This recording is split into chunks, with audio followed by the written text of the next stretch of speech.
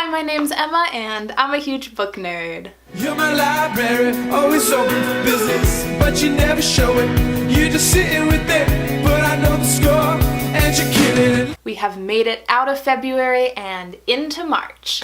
And I know I didn't post like any videos in February, but it was for a very good reason. I just had a lot going on, I needed a little break, and it was good for my reading life. But March is gonna be fun because we're doing a theater readathon. If you haven't seen my announcement video for that, go check it out. I'll have it linked down below, and if you can, we would love it if you would join us for that. There will be a video coming out very soon announcing the challenges as well, so jump on that. Anyways, let's get into all of the books that I read in February. The first book that I finally finished in February, I didn't read the whole thing, I read like the last 100 pages in February, was A Clash of Kings by George R.R. Martin, and I did really enjoy this book. I just think I need a little break from reading Game of Thrones now because I read the first two back to back, and it was just, they're so long. They're really good, but they're so long, so I'm like, I need to read some other stuff now. I do have the third book on my TBR shelf over there, which I hope to read at some point, maybe over the summer. We shall see, but yeah.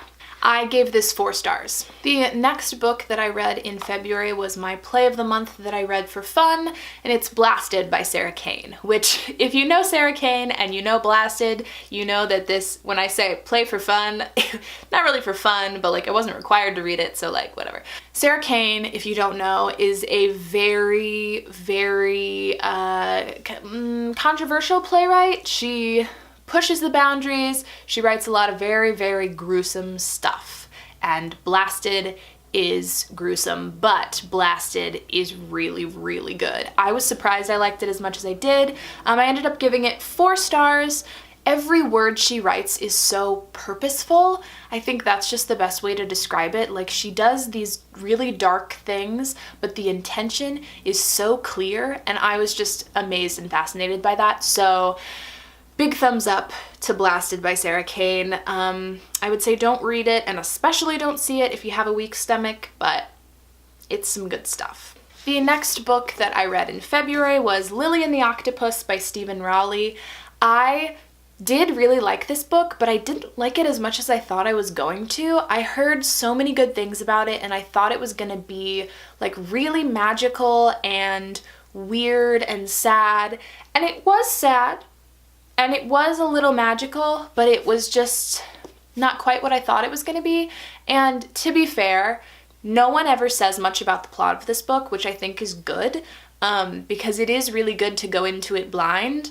So I'm not going to tell you much about the plot. I'm not going to tell you anything about the plot, actually. But I would say maybe if you like stories like The Unlikely Pilgrimage of Harold Fry, which I love, then you would like this too. I think my expectations were just a little too high for it. I did cry, and I ended up giving it 4 stars. So, I mean, take what you will from that. The next book I read in February was another play. This was for my Theater the 21st Century class. It is called I Am My Own Wife by Doug Wright.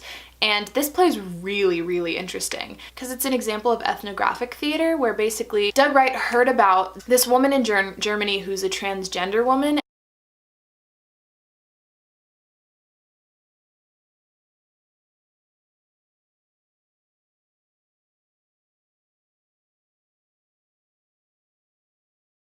It's about 3 brothers, and at the very beginning, one of these 3 brothers is found dead in the middle of the desert. And there's some mysterious circumstances surrounding his death, and the rest of the book figures out what happened. My favorite thing about Jane Harper is that her writing is so atmospheric. Like, it really just takes you there, and like, I don't really know how to explain it, but I just love the atmosphere of her books. Really big fan. I ended up giving this a solid 4 stars. Next, I read / listened to on audiobook We Are the Ants by Sean David Hutchinson, and I really enjoyed this. It's about this boy named Henry Denton, and he gets abducted by aliens on a regular basis. And at the very beginning of the book, he gets abducted by these aliens, and they show him this button, and basically they communicate to him, you can press this button and save the world from the apocalypse, or you can wait and let the world basically implode. And so he has to make the decision whether he wants to save the world or not. And the interesting thing about Henry is that his immediate inclination is to let the world be destroyed. So, in the other 450 pages of this book, you go along this journey with him through life. So he's a high school student. So it's a really interesting like YA high school thing, but there's maybe also aliens. It's really interesting. I thoroughly enjoyed this, was a really big fan. I gave it a solid 4 stars. The next book I read was another play for my Theater of the 21st Century class, and it is The Wolves by Sarah DeLappe.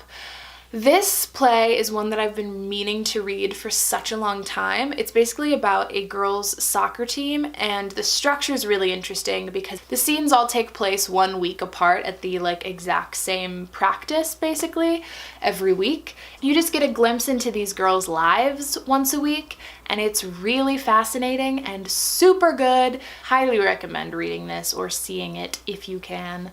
I gave this a whopping 5 stars. Next, I read/listened to on audiobook My Grandmother Asked Me to Tell You She's Sorry by Friedrich Bachmann. I have read A Man Called Ove by Friedrich Bachmann, and I've been told a million times to read Beartown. I haven't yet, but now it's on my shelf, so I'll get there soon. But I loved this one. I liked it more than Ove. I'll just actually read the synopsis of this one to you because it's really good. Elsa is 7 years old and different. Her grandmother is 77 years old and crazy. As in, standing on the balcony firing paintball guns at strangers crazy. She is also Elsa's best and only friend. At night, Elsa takes refuge in her grandmother's stories, in the land of Almost Awake and the kingdom of Miamis, where everybody is different and nobody needs to be normal. When Elsa's grandmother dies and leaves behind a series of letters apologizing to people she has wronged, Elsa's greatest adventure begins. Her grandmother's instructions lead her to an apartment building full of misfits, monsters, attack dogs, and old crones, but also to the truth about fairy tales and kingdoms and a grandmother like no other. My Grandmother Asked Me to Tell You She's Sorry is told in the same comic accuracy and beating heart as Friedrich Bachmann's best-selling debut novel, A Man Called Ove. It is a story about life and death and one of the most important human rights, the right to be different. I just love this book. It was so sweet, and I cried basically at the end of every single chapter, so it was lovely, it was wonderful. I gave it 4.5 stars. Then I read Ask the Passengers by A.S. King. This book is about a girl named Astrid Jones who spends a lot of time outside in her backyard laying on her picnic table looking up at the sky and sending her love to passengers on airplanes.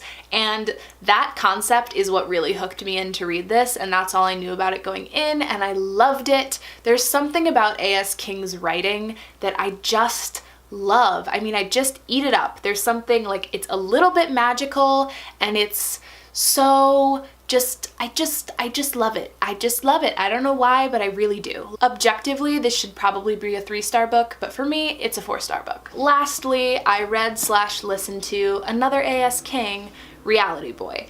I liked this a little less than Ask the Passengers just because this main character is a very angry, violent, like, well-off white boy, and like I get that like the point is to show like how he became that way and that his life is not actually that great, but like it was just a little annoying. Like I was like, you're so violent, just stop, just no.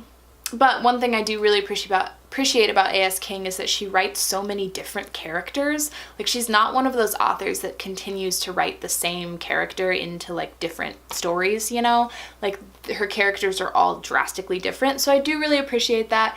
I did really enjoy this as well. Again, objectively, should be a 3-star, 4-star for me. And those are all of the books that I read in February. It was another really great reading month. I read 10 books this month, which is really great. I'm super excited about it. I can't wait to keep reading. I'm really trying to just tackle my TBR shelf and like stop buying more books and just get through the ones that I have. That's kind of the goal, and I feel like I'm doing pretty well at it right now, so I'm just gonna keep trucking along in that goal.